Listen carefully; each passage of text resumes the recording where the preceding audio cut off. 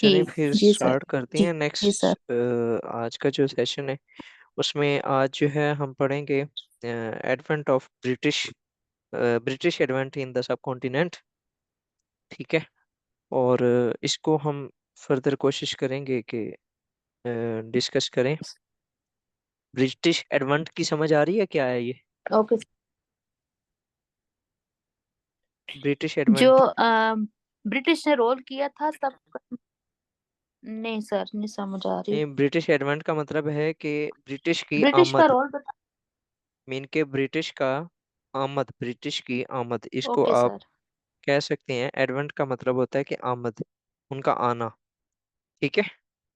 इन the सब continent मतलब कि वो सब कॉन्टिनेंट के अंदर कब आए, ओ, हमने ना ये देखना है। Okay sir. Okay sir. ठीक है। तो ठीक है उसका सर। वो आए क्यों, ओके उनकी सर। रीजंस क्या थी, और उन्होंने यहाँ पर आके क्या किया, इसको हम फर्दर आज देखेंगे। सबसे पहले इंट्रोडक्शन अगर देखें तो ब्रिटिश जो प्रेजेंस थी इन इंडियन सब कॉन्टिनेंट, ये हुई थी 1600 के अंदर। जी। ठीक है। कब हुई थी ये? Okay sir. ये हुई थी 1600 में। 1600 1600 के के अंदर। अंदर। ठीक है। और इसका जो एक ना चार्टर साइन हुआ था between a trading corporation chartered by the queen Elizabeth one, queen Elizabeth one in 1600। The company initially sought to establish trading posts and secure economic interests in India, but over time its ambitions expanded to the political and territorial control. अच्छा, अब इसमें होता क्या है कि British के अंदर ना एक कंपनी बनती है, ईस्ट इंडिया कंपनी। ठीक है। उसका काम ये होता है कि जी उन्होंने सर। ज्यादा से ज्यादा ना ट्रेड की पोस्ट वगैरह, ट्रेड को अपनी को ना एक्सपेंड करना होता है। बेसिक जो उसका ऑब्जेक्टिव होता है वो ट्रेड ही होता है।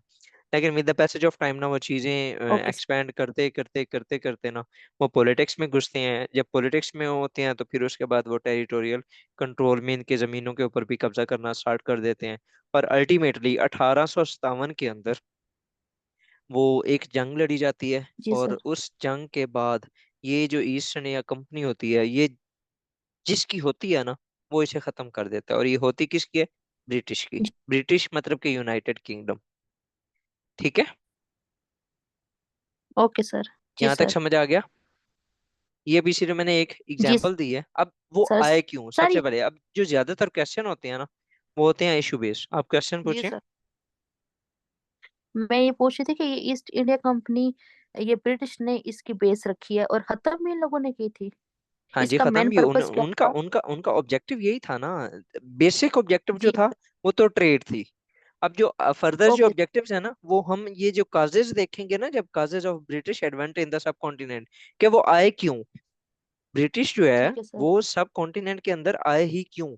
हम जब इसकी काजर देखेंगे ना तो उसके अंदर ईस्ट इंडिया कंपनी का भी कुछ ना कुछ ये आ जाएगा। अब देखें, जो अंग्रेज था ना, उसने देख लिया था जी। कि मैंने किस तरह, वो बहुत ज्यादा अयार और चालाक था।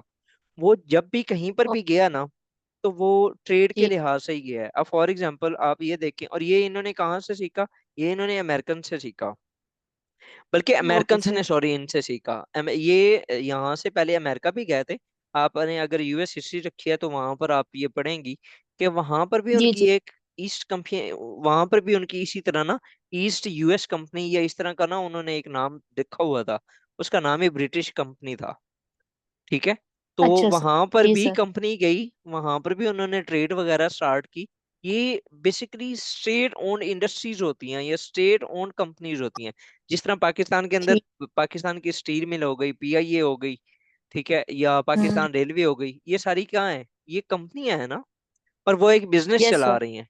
सिमिलरली ये जो ईस्ट इंडिया कंपनी थी, it was the company of British, जो कि ब्रिटिश की ट्रेड वगैरह या उनका जो बिजनेस था उनको संभाल रही थी।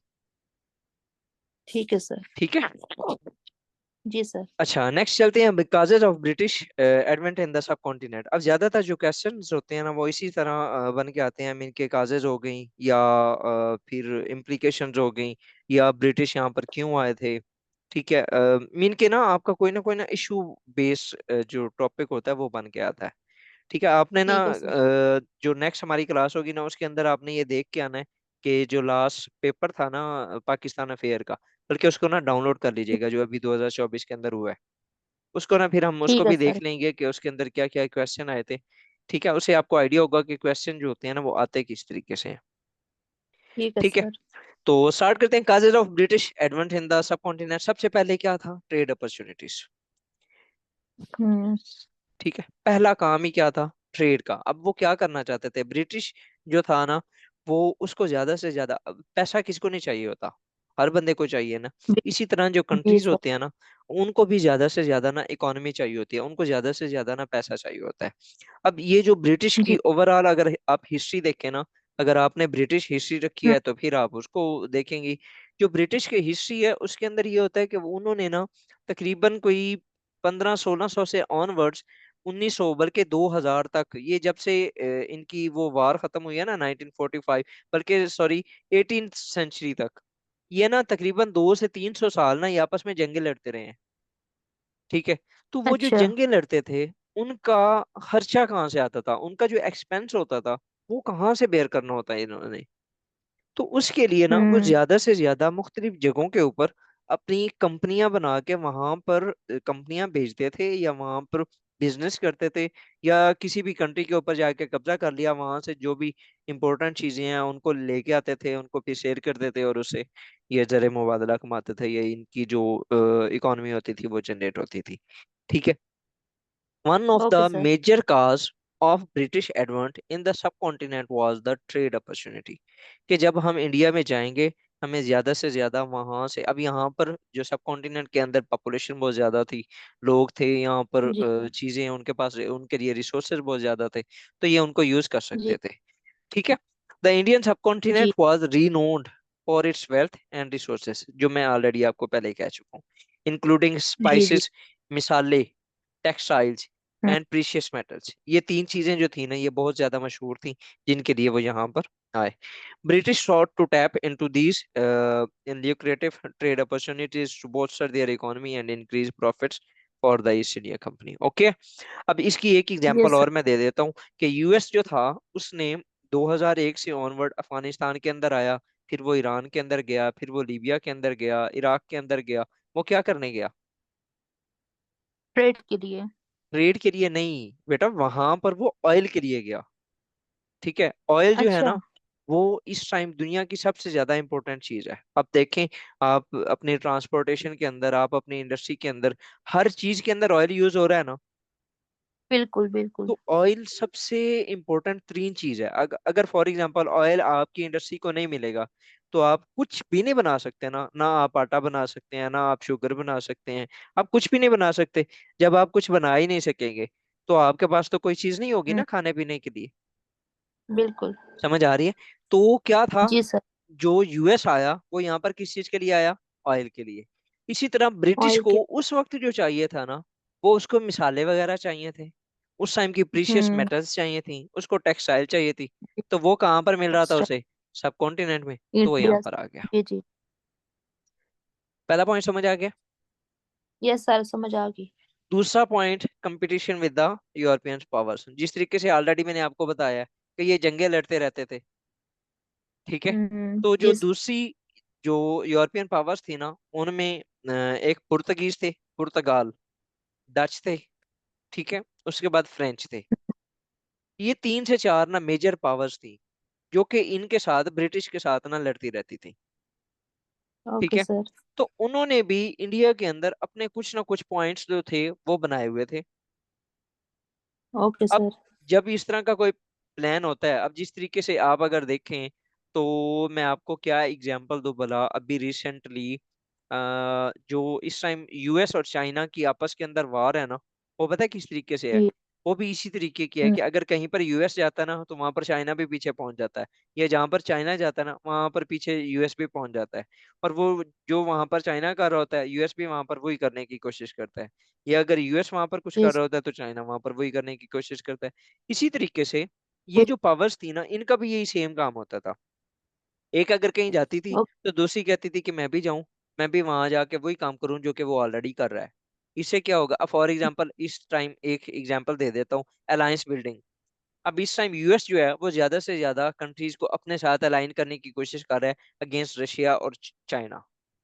ठीक है। यस अब सर। चाइना जो है वो भी ज्यादा से ज्यादा कोशिश कर रहा है कि वो ज्यादा से ज्यादा कंट्रीज को अपने साथ मिलाए against US and the western world.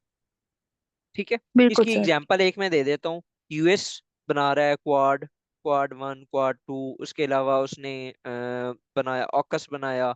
उसने 5 आई अलायंस बनाया। ये मुख्तलिफ जो अलायंसेस हैं ये हम इंशाल्लाह फ्यूचर में पढ़ेंगे। ठीक है। तो जी वो सर। उसने जी सर। बनाए। इधर से चाइना ने क्या किया? चाइना ने पाकिस्तान के साथ बी आर कोलैबोरेशन आई। की। चाइना रशिया के साथ जी। कर रहा है। चाइना बीआरआई बना रहा है। चाइना ईरान के साथ जी। डील कर रहा है। चाइना सऊदी अरेबिया को ईरान के साथ मिला के अपने साथ मिला रहा है। ये क्या कर रहे हैं भला? ये अलायंसेज बना रहे हैं। हम्म। यही काम सेम उस टाइम मुख्तलिफ पावर्स करती थी। ब्रिटिश ने वहां वहां पहुंचा जहां जहां पुर्तगीज भी थे, जहां डच भी थे, हम्म। जहां पर फ्रेंच भी थे। समझ आ गई यहाँ तक? सर पुर्तगीज किसको कहते हैं, डच? पुर्तगाल। ये अच्छा। मुख्तलिफ ना पावर्स थी उस टाइम। ये पुर्तगाल अभी तो बहुत छोटा मुल्क है ना। ये आपको पता है जी जी ये जो दूसरी जंग अजीम स्टार्ट हुई थी ना, ये पुर्तगाल के ऊपर जी। ही हमला करने की रीजन थी जो कि ये स्टार्ट हुई थी। अच्छा। ठीक है। तो ये अच्छा। बाद में ये कंट्रीज जो हैं ये इनकी डिवीजन हुई है, वरना ये दुनिया के अंदर ब्रिटिश एम्पायर को सबसे बड़ी एम्पायर कंसीडर किया जाता था। कहते थे कि इसकी ये एक एम्पायर थी जिसकी अंडर टेरिटरी ही सूरज तुलू भी होता था और गुरूब भी होता था। इतनी बड़ी इसकी एम्पायर हम्म। थी। ठीक है। अच्छा। ठीक है सर। हाँ जी। नेक्स्ट है point military and naval superiority. अब जो ब्रिटिश थे ना इन्होंने ज्यादा से ज्यादा ना अपनी नेवल जो नेवी थी ना वो इनकी बहुत बड़ी हम्म। थी। मीन के 16वीं सदी से ऑनवर्ड 16वीं 17वीं और 18वीं सदी तक ना इनकी नेवी बहुत ज्यादा स्ट्रांग थी। जो कि आजकल हम्म। जो अगर 21st सेंचुरी के अंदर देखा जाए तो वो यूएस की है, अमेरिका की है। ठीक है। उसकी 700 जी। प्लस फ्लीट्स हैं। तो जो इस टाइम का अमेरिका है ना वो उस टाइम का ब्रिटिश था। Okay sir. ठीक है। तो उसकी एक ये भी रीजन थी कि उसकी जो उसके पास नेवल कैपेबिलिटीज बहुत ज्यादा थी। ठीक है। तो हम्म। उसने अपनी जो स्ट्रेटेजिक पोर्ट्स थी ना इस एरिया के अंदर, सब कॉन्टिनेंट के अंदर, वहां पर कंट्रोल करने की कोशिश की और उसको कंट्रोल कर भी लिया। Maintain and control over the strategic ports and territories. ठीक है। ये जो मिलिट्री ओके। एडवांटेज था ना इसने भी उनको सपोर्ट किया कि वो ओके यहाँ पर सर। अगर कोई लोकल रेजिस्टेंस होती भी है तो उसको वो साइड लाइन कर देते थे। समझ आ गई? ओके। Okay sir. चौथा पॉइंट है पॉलिटिकल फ्रेगमेंटेशन। अब जो इंडियन सब कॉन्टिनेंट था यहाँ पर जो रूलर थे वो आपस में भी एक दूसरे के साथ लड़ते रहते थे। वो हमने पिछली जो अपनी मुगल एम्पायर थी या उससे पहले वाला जो एरिया था उसके अंदर मैंने आपको बताया था कि किस तरीके से वो आपस में लड़ते रहते थे। और जब अब अगर एक घर के अंदर दो खानदान आपस में जी। लड़ रहे हो, ठीक है, जी तो सर। वहां पर तीसरे का इन होना बनता है या नहीं बनता? बनता है। और इजीली वो आके चीजों को हैंडल भी कर लेगा। वो उनको निकाल भी जी। सकता है कि वो उनके ऊपर ओवर पावर भी कर सकता है। The same was the case in the advent of सब कॉन्टिनेंट, या उस टाइम का जो टाइम था ना उसमें ये सेम सिचुएशन थी। समझ आ गई? ठीक है सर। जी सर। नेक्स्ट है टेक्नोलॉजिकल एडवांसमेंट्स। इसमें क्या होता है? The British had access to advance military technologies including fire arms हो गया, आर्टिलरी होगी, which gave them significant advantage over the indigenous जो आर्मीज थी। जो यहाँ पर आर्मीज थी ना उनके पास इतना ज्यादा हम्म। जो सोफिस्टिकेटेड वेपन्स नहीं थे जो कि उनके पास थे। तो ये जो टेक एडवांसमेंट थी ना इसने भी उनकी हेल्प की। और जो ब्रिटिश था वो मीन के यहाँ पर इजीली आ गया क्योंकि उसको रेजिस्टेंस ही नहीं होनी करनी पड़ी इतनी ज्यादा। उसके खिलाफ जो रेजिस्टेंस थी वो भी नहीं हुई थी। ठीक है। ये थे 5 ओके पॉइंट सर। जिसके अंदर हमने कौन कौन से पॉइंट्स पढ़े? Trade opportunities, rate of competition with European powers हो गया, मिलिट्री एंड नेवल सुपीरियोरिटीज हो गया, जी। पॉलिटिकल फ्रेगमेंटेशन है, एंड टेक एडवांसमेंट्स है। Okay sir. ठीक है। यहाँ तक कोई कंफ्यूजन, कोई क्वेश्चन? नो सर, आगे समझ सर। ये जो उस टाइम की पॉलिटिकल फ्रेगमेंटेशन थी, तो उस टाइम जैसे अभी तो है हमारी पॉलिटिकल इंस्टेबिलिटी बहुत ज्यादा है, उस टाइम इनका इनके ब्रिटिश के साथ अगेंस्ट कौन होता था, ये मुगल और इस तरह के? नहीं, ब्रिटिश के अगेंस्ट कोई नहीं था। वो आपस में एक दूसरे के साथ लड़ रहे थे। अच्छा। पॉलिटिकल अच्छा, फ्रेगमेंटेशन ये आपस होती में। है, मेन के इंटरनल जो उनके प्रॉब्लम्स थे ना वो बहुत ज्यादा थे। ठीक है। ये थे 5 पॉइंट जिसके अंदर हमने कौन कौन से पॉइंट्स पढ़े? Trade opportunities, competition with European powers हो गया, मिलिट्री एंड नेवल सुपीरियोरिटीज हो गया, political fragmentation and tech advancements है। ठीक है। यहाँ तक कोई कंफ्यूजन, कोई क्वेश्चन? नो सर, आगे अच्छा ठीक है। रीजनल पावर्स जो थी, अब सब कॉन्टिनेंट मैंने आपको पहले भी बताया था, लास्ट टाइम जो हमारी क्लास हुई थी उसके अंदर मैंने जब आपको मैप दिखाया था, जी जी। तो उसके अंदर ये पूरा साउथ एशिया था ना। हम्म। ठीक है, तो ये एक छोटी सी जी जगह सर तो थी नहीं। तो मुख्तलिफ जगहों पे, फॉर एग्जांपल कोई दिल्ली के ऊपर रूल कर रहा है, कोई मीन के मद्रास के ऊपर रूल कर रहा है, कोई अफगानिस्तान के किसी एरिया के अंदर अलग रूल कर रहा है, कोई सिंध के अंदर कहीं रूल कर रहा है। तो ये जो आपस में एक दूसरे के साथ लड़ते रहते थे, इनकी आपस में नहीं बनती ठीक है। थी। ठीक है, इसको ठीक है कहते हैं सर। Political fragmentation. अब नेक्स्ट हम चलते हैं implications of British advent in the सब कॉन्टिनेंट। अच्छा, अब इसकी इम्प्लीकेशंस क्या हुई? Colonial rule. कॉलोनियल रूल क्या होता है?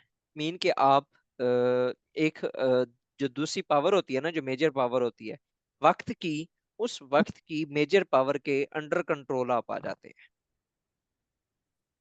जी सर। ठीक है, अब फॉर एग्जांपल इसकी मैं एक एग्जांपल दे देता हूँ। पाकिस्तान इस टाइम अंडर कंट्रोल है किसके? वक्त की जो सुपर पावर्स हैं उनके।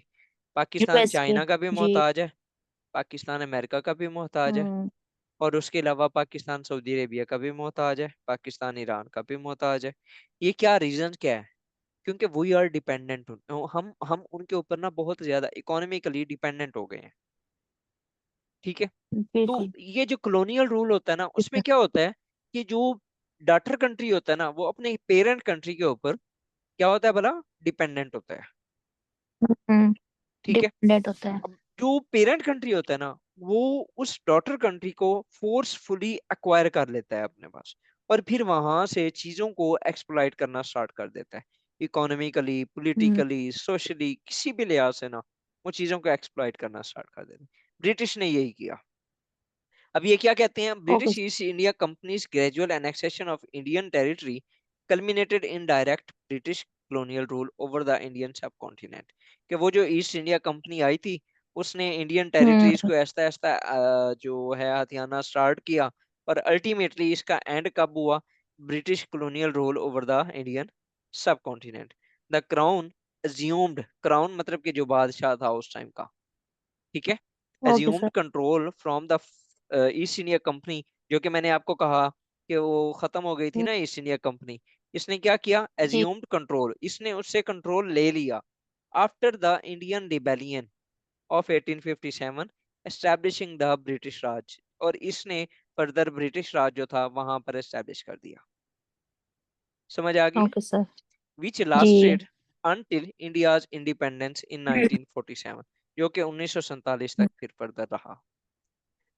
यहाँ तक कोई okay sir. Confusion? No sir, आगे समझ। Next, economic exploitation. अब इकोनॉमिक एक्सप्लॉयटेशन क्या होती है?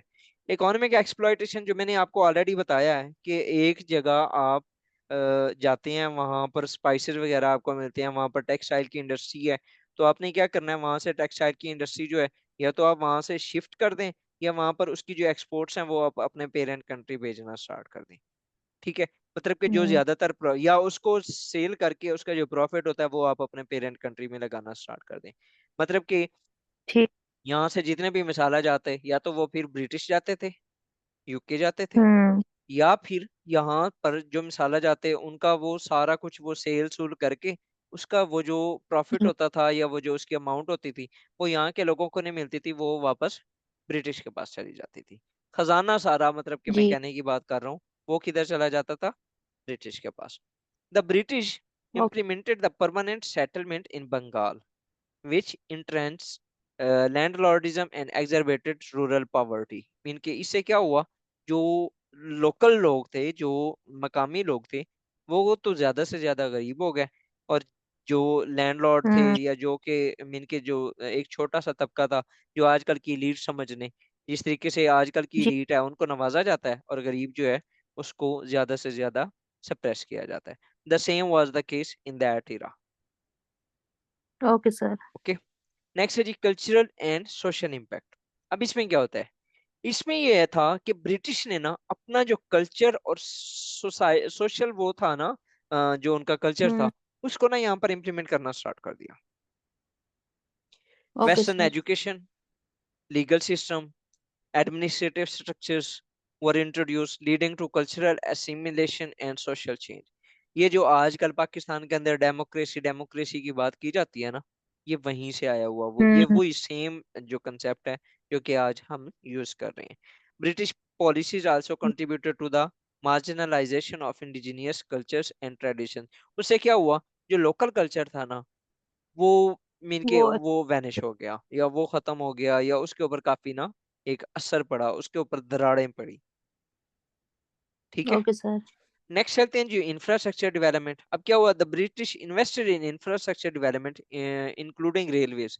उन्होंने रेलवे बनाए, रोड्स बनाए, टेलीग्राफ नेटवर्क्स बनाए, to facilitate trade and administration. ये किसके लिए किया, अपने ब्रिटिश के लिए। मतलब कि यहाँ से रेल्स में, या ये जो रेलवेज वगैरह उनको यूज करते हुए, रोड्स को यूज करते हुए, वो जितने भी रिसोर्सेज थे वो ज्यादा से ज्यादा और जल्दी से जल्दी अपने डेस्टिनेशन तक पहुंचा सकें। While these projects hmm. contributed to modernization, they were primarily geared towards serving British economic interests. हम्म। ठीक है।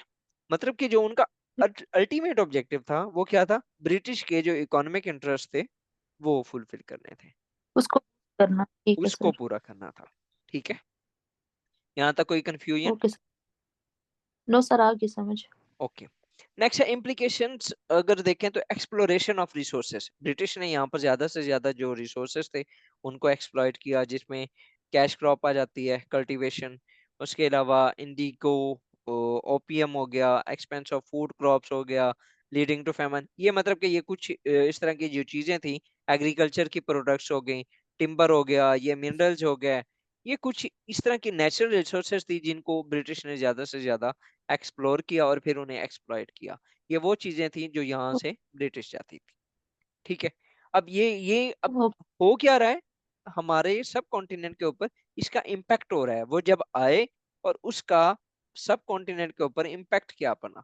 पहला क्या था, हम्म। कॉलोनियल रूल स्टार्ट हो गया, इकोनॉमी एक्सप्लॉइट होना ओ- स्टार्ट हो गई, हमारा सोशल कल्चर और वो जो वो था सोशली, वो बहुत ज्यादा डिस्टर्ब हुआ।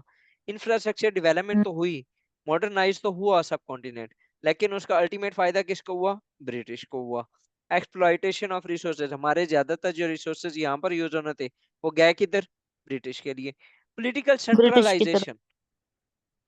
ठीक है, हमारा जो नेक्स्ट पॉइंट है वो पॉलिटिकल सेंट्रलाइजेशन है। British colonization resulted in the centralization of political power under British authorities। ये इन्होंने अपने जो वाइसरायज बना दिए। ठीक है। वो जो होते थे वही हम्म। सारा कुछ कंट्रोल करते थे, उनकी एक तो सेंट्रल कमेटीज थी, ये हम इंशाल्लाह ताला फर्दर जाके पढ़ेंगे। तो वो जो हम्म। ज्यादातर ना वही सारा कुछ ही कंट्रोल किया करते थे। इनके एक लीडर होता था और वही ऑर्डर ले रहा होता था, my lord, House of Lords थे। ठीक है। और उनका जो क्वीन और हम्म। किंग होता था वो सारा कुछ यहाँ पर बैठ के रूल कर रहे होते थे। ठीक है। अब इससे क्या हुआ, मार्जिनलाइजिंग इंडिजीनियस रूलर्स एंड इंस्टीट्यूशन।